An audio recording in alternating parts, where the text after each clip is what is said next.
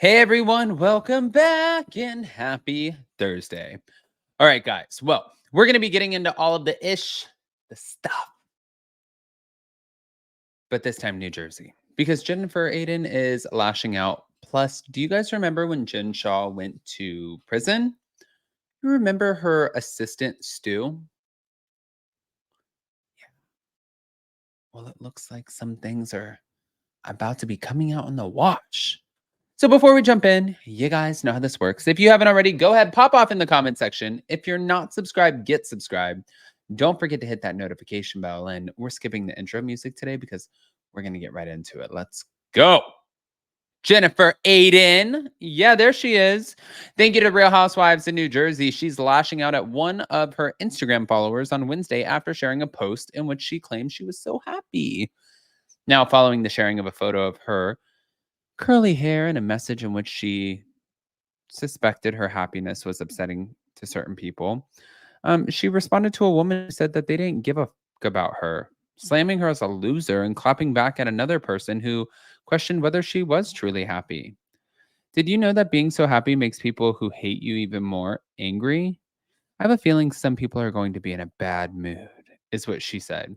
And she added the hashtag from Taylor Swift's song, Shake It Off.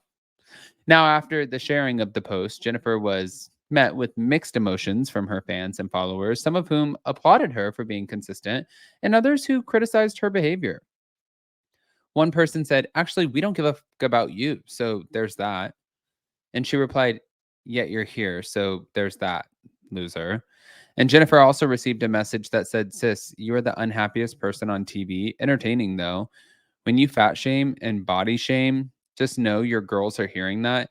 And if you say that to big girls, your girls are in that group." Oh my God. Oh my God. Now, as she was flooded with comments, but that's an awful thing. As she was flooded with comments, both positive and negative, Jennifer was particularly set off by the fan who said that they didn't give a fuck about her and took a screen recording of herself removing that person on her follower list. Jennifer later responded to another person who suggested that, well, they weren't buying the claims that Jennifer made in the caption of her post. Do you know people who claim that they are usually happy are usually the most miserable? Live it, don't speak it. But Jennifer wasn't having it and told the fan, "Sure, Jan, and people who are miserable can't stand people who are claiming to be happy. So I will pray for you."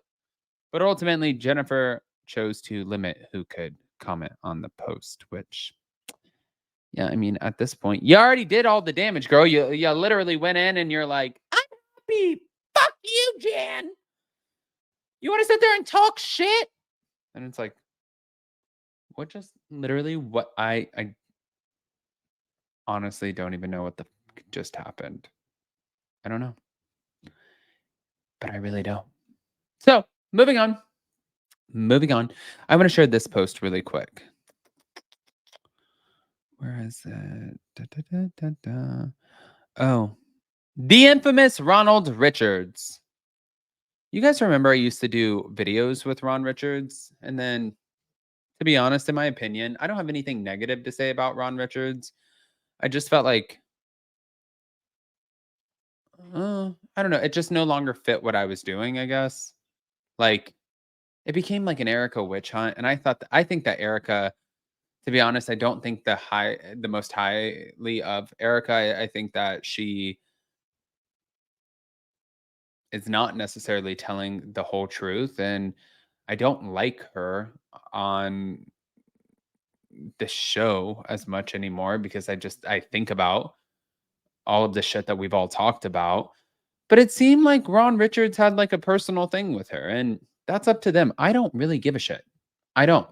I just wanted to disassociate because I didn't want to look like I was a part of anything that I wasn't.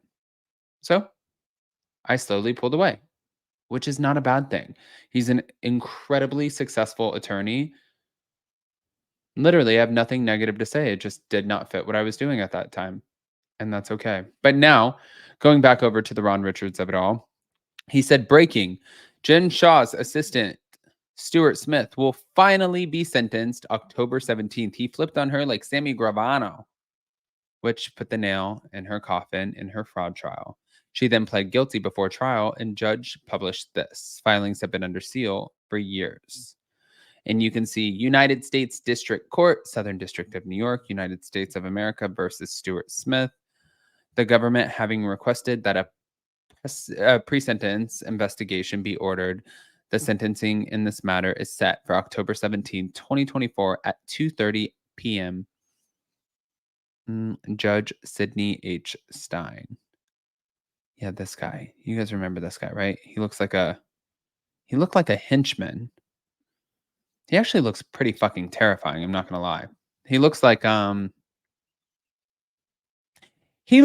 of those Goonie guys off of 101 Dalmatians, the one like the guys that do everything for Cruella de Vil. Like that's what he looks like to me. But you're not supposed to talk shit about people, so I'm not talking shit about him. I just want to make sure that you guys know. I'm just talking shit with him, not about him. But okay. Now, what they were saying too was pretty much when his sentencing happens, since they just released it today at 2:30, that he's going to be going on October 17th at 2:30. This is major because, well, people don't know if he's going to get any time, just a little bit of time, no time. We want to know how much time. But I'm going to leave that and I'm going to come right back to it. Speaking of which, talking about serving time or just being in a court legal battle. Yeah, well, Giselle Bryant and Robin Dixon have a little bit of a setback in the trademark lawsuit battle with Eminem. So, Real Housewives of Potomac stars Giselle Bryant and Robin Dixon took an L in their legal battle with rapper Eminem. In case you guys missed it, Marshall Mathers, the 51-year-old rapper with a candy moniker, took issue with Giselle and Robin over the name of their podcast, Reasonably Shady. So, In Touch reported Giselle and Robin filed a trademark application with the United States Patent and Trademark Office Board, and they asked for the permission to use Reasonably Shady to sell various products. Eminem quickly filed an opposition to the application. The rapper claimed that he spent decades building up the Shady brand. For the record, owns the trademarks for Slim Shady, Shady, and Shady Limited, and he argued if the Potomac stars were allowed to use the name, it would make it appear as if he endorsed their project or product in some way. Cheater brand.